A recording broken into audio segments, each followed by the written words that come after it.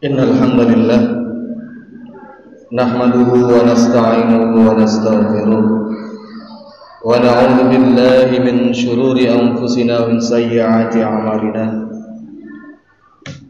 may yahdihillahu fala mudilla lahu wa may yudlil fala hadiya lahu asyhadu an la ilaha illallah wa asyhadu anna muhammadan abduhu wa rasuluh. Allahumma salli wa sallim wa barik ala Muhammad wa ala alihi wa ashabihi wa man tabi'ahum bi ihsanin illa yaumiddin. Qala Allah ta'ala fi kitabil aziz, a'udzu billahi minasy syaithanir rajim. Bismillahirrahmanirrahim. Ya ayyuhalladzina amanu taqullaha haqqa tuqatih wa la tamutunna illa wa antum muslimun.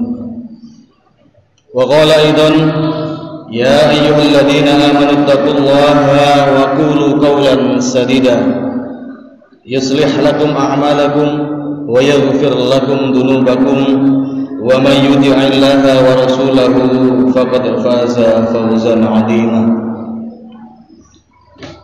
فإن أصدق الحديث كتاب الله وخير الهدي هدي محمد صلى الله عليه وسلم وشر الأمور محدثاتها وكل محدثة بدعة وكل بدعة ضلالة وكل ضلالة في النار. صدق الله العظيم. Jamaah Jumat rahimakumullah, marilah pada kesempatan yang singkat ini, kesempatan yang mulia ini, kita memperbanyak rasa syukur kita kepada Allah Subhanahu wa taala. Karena dengan meningkatkan rasa syukur kita kepada Allah Subhanahu wa taala, hati kita akan lapang dan selalu bisa menerima apa yang Allah berikan kepada kita. Yang kedua, tak lupa juga salawat dan salam mudah-mudahan tercurah limpahkan kepada Nabi besar kita, Nabi Muhammad sallallahu alaihi wasallam, dengan segala bentuk perjuangan yang diberikan Nabiullah Muhammad kepada kita. Kita tinggal menikmati ad-dinul Islam tanpa ada kurang apapun. Ini adalah sebuah kenikmatan yang tidak bisa diukur dengan apapun. Jamaah rahimakumullah, khatib berwasiat, marilah senantiasa kita tingkatkan iman, tingkatkan takwa kita, sehingga dengan iman dan takwa inilah kita diberikan kemudahan oleh Allah selama menjalani kehidupan ini sampai kita nanti dipanggil oleh Allah Subhanahu wa taala. Jamaah rahimakumullah, akhir-akhir ini kita mendengar atau bahkan kita melihat atau bahkan kita mendapatkan informasi dari sistem atau model tentang frasa agama yang dihilangkan oleh salah satu menteri kita, yang dimana dalam sebuah penghilangan frasa itu tidak menyebutkan adanya penghilangan frasa agama Islam. Kemudian diiringi dengan adanya penghilangan atau tidak tertera dalam perekrutan atau penjaringan para penerus agama ini, atau dalam hal lain kita sebut dalam penerimaan P3K atau ASN. Maka hal inilah yang menjadi gerak kita bersama.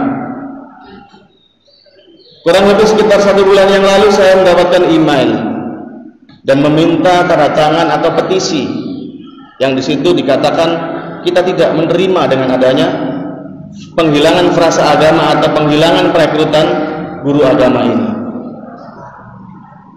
Jamaah rahimakumullah, kemudian ada lagi terkait dengan sholat Jum'ah secara virtual. Tadi malam juga ada share kiriman dari teman yang di situ khatib bergelar profesor. Akan tetapi di situ juga ada moderator atau hostnya. Maka hal inilah kalau kita tidak tergugah dengan semangat kebersamaan, al-mu'minuna ikhwatun fa aslihu baina akhwaikum, maka kita akan jauh dengan saudara kita, atau bahkan kita tergilas. Oleh sebab itu, dari beberapa informasi atau yang sudah terjadi di sekitar kita ini, marilah senantiasa kita melihat bagaimana Allah Subhanahu wa taala memberikan teori yang pertama, atau kita sebut dengan teologi penciptaan manusia. Kadang-kadang kita lupa dari mana kita berasal. Sudah mendapatkan apa yang kita dapati, akan tetapi kita ingin kembali ke Allah itu sepertinya sulit sekali. Maka kita tengok dalam surah Al-Baqarah ayat yang ke-30. A'udzubillahi minasyaitonirrajim. Bismillahirrahmanirrahim. Wa id qala rabbuka lil malaikati inni ja'ilun fil ardi khalifah. Qalu ataj'alu fiha may yufsidu fiha wa yasfiku dima. Wa nahnu nusabbihu bihamdika wa nuqaddisu lak. Qala inni a'lamu ma la ta'lamun.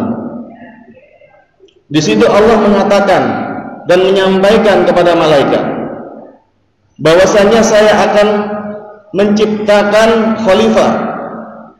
Khalifah yang dimaksud di sini adalah orang atau manusia pertama yang menempati bumi. Kemudian apa kata malaikat? Qalu ataj'alu fiha may yufsidu fiha wa yasfiku dima. Malaikat mengatakan, ya Allah, kenapa engkau menciptakan khalifah itu, sedangkan mereka selalu membuat kerusakan dan mudah untuk menumpahkan darah, sedangkan kami wa nahnu nusabbihu bihamdika wa nuqaddisu lak, sedangkan kami selalu mensucikan dirimu, memujimu. Kemudian apa kata Allah? Qala inni a'lamu ma la ta'lamun. sesungguhnya engkau tidak akan pernah mengetahui apa yang aku ketahui. Maka pengkhususan ini berlaku kepada semua manusia, bahwasanya sebelum kita diciptakan, kita disebut oleh Allah ini sebagai khalifah. Minimal adalah khalifah untuk dirinya sendiri. Kemudian jika sudah berkeluarga, menjadi khalifah untuk keluarganya, atau bahkan ketika diberikan amanah di tempat kerjanya sebagai pemimpin, maka dia juga termasuk dalam khalifah. Maka arti khalifah ini sangat luas.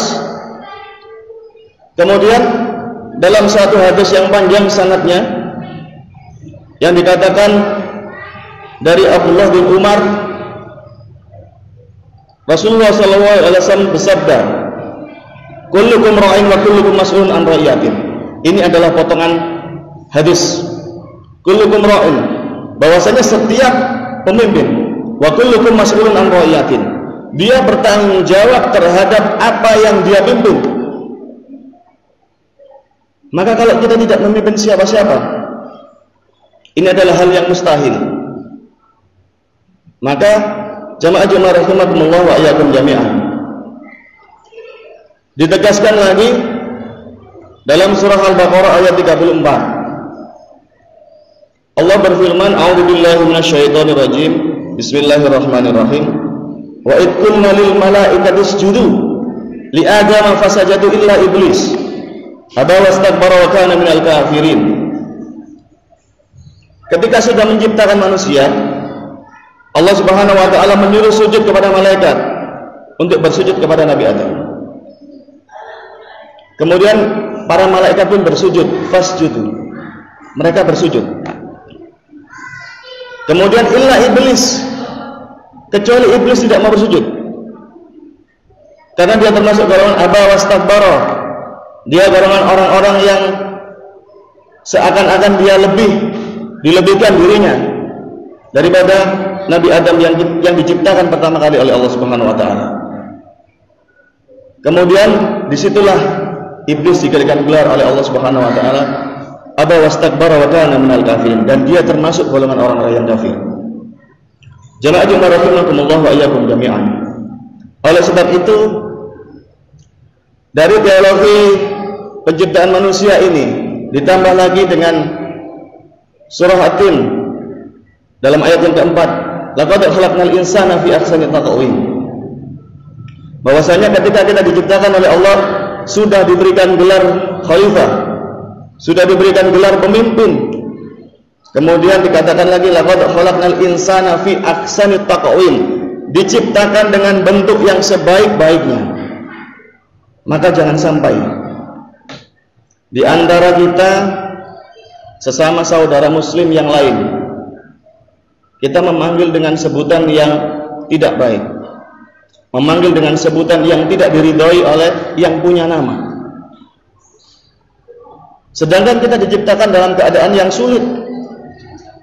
Kita diprotes oleh malaikat. Maka jamaah rahimakumullah wa iyyakum jami'an, haruslah kita sebagai manusia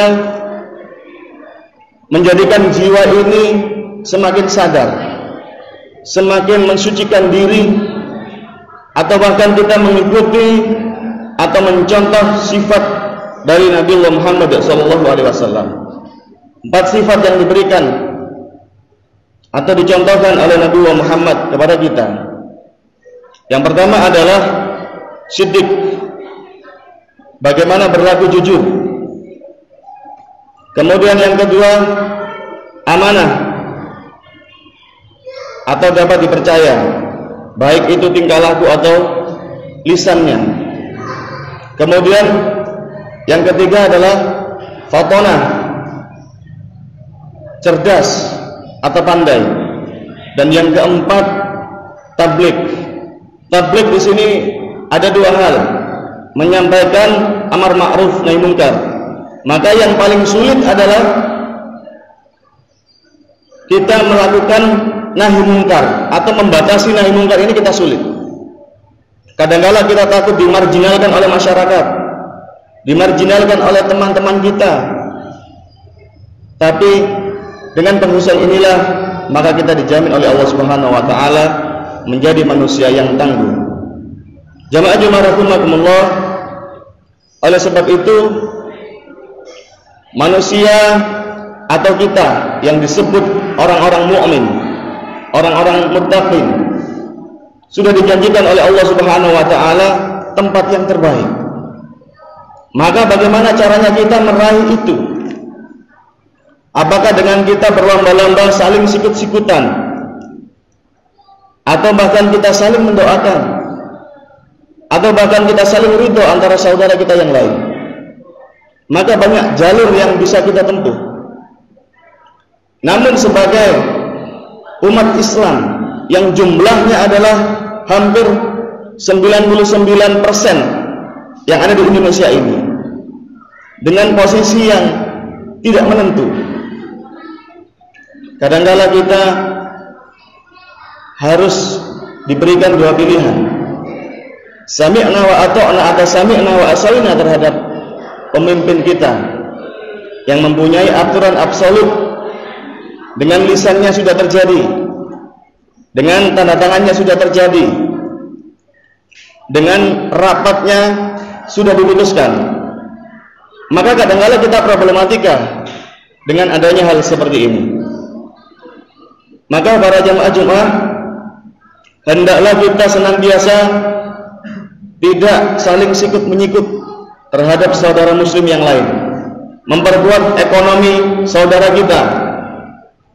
Kita tinggalkan perbelanjaan yang tidak dikelola oleh orang-orang muslim. Itu adalah cara yang terbaik dalam kondisi yang seperti ini. Jamaah rahimakumullah.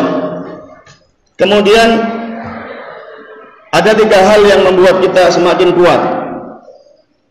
Yang pertama adalah menciptakan cermin supaya kita selalu bisa bermuhasabah dengan melihat dalil dalam surah Al-Hasyr ayat 18. Ya ayyuhalladzina amanu taqullaha wal tanzur nafsum ma qaddamat lighad. Wal tanzur nafsun, sehingga manusia itu melihat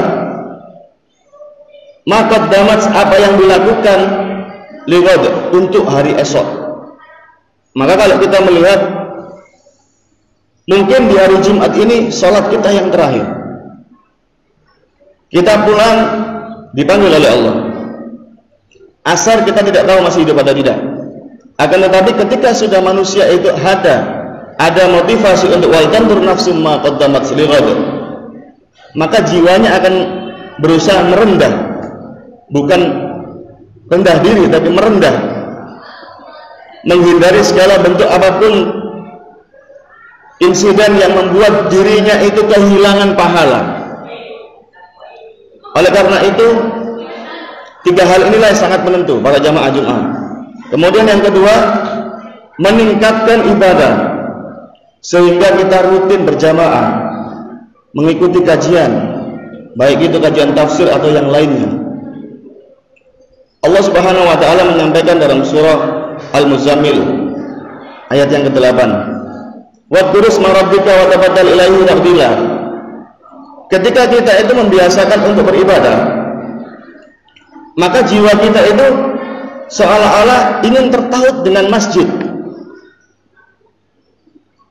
Kadang-kadang kita tidak berjamaah sekali saja, kita kangennya luar biasa dengan masjid.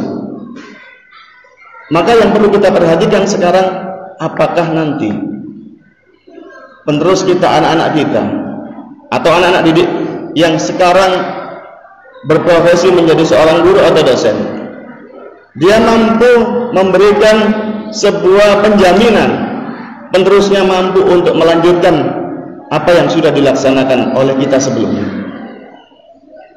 Maka kita harus gelisah memikirkan penerus kita, apakah agama ini hilang begitu saja, 5 tahun hilang, 10 tahun hilang, atau bahkan nanti agama Islam sudah tidak ada di Indonesia. Maka ini harus kita pikirkan bersama. Jamaah Jumat rahimakumullah wa iyyakum jami'an. Kemudian yang ketiga adalah mempunyai batasan khusus seorang manusia terhadap cinta, mahabbahnya terhadap sesuatu syai'an harus kita batasi. Wa asa an takrahu syai'an wa huwa khairul lakum wa asa an tuhibbu syai'an wa huwa syarrul lakum. Batasan inilah yang mengatur supaya ketika kita mencintai istri kita, mencintai anak kita, mencintai benda-benda apapun yang kita miliki, maka kita dijadikan ada sebuah pembatas yang mampu membatasi kita ketika kita lupa. Kadang-kala yang dikatakan dengan iman dan takwa ini naik turun. Hujan, gerimis, sudah enggan berangkat untuk ke masjid. Takut sarungnya kotor, baju kukunya kotor, atau bahkan kendaraannya kotor, baru saja dicuci. Namun batasan inilah yang membuat kita itu sadar bahwasanya ketika kita sakit, kita datang ke sebuah rumah sakit, kita di situ membawa apa? Paling banyak kita di sana membawa dompet, dan yang sekarang mungkin paling banyak adalah membawa kartu BPJS. Apakah mobil kita bawa ke dalam rumah sakit? Tidak. Maka bersyukurlah kita. Sering kali kita diuji dengan sakit, bersyukurlah kita, sehingga jangan sampai jiwa kita ini seolah-olah kita hidup selamanya. Maka dengan motivasi 3 hal ini, insya Allah kita dijadikan oleh Allah Subhanahu wa Ta'ala menjadi muslim yang tangguh, yang tidak pernah patah semangat untuk saling memotivasi saudara muslim yang lainnya. Mudah-mudahan kita diberikan kemudahan oleh Allah Subhanahu wa Ta'ala untuk menjalani kehidupan ini, sehingga Allah Subhanahu wa Ta'ala memberikan jalan kemudahan ketika nanti kita dipanggil oleh Allah Subhanahu wa Ta'ala. Aqulu qouli hadza fastaghfirullah li wa lakum innahu huwal ghafurur rahim.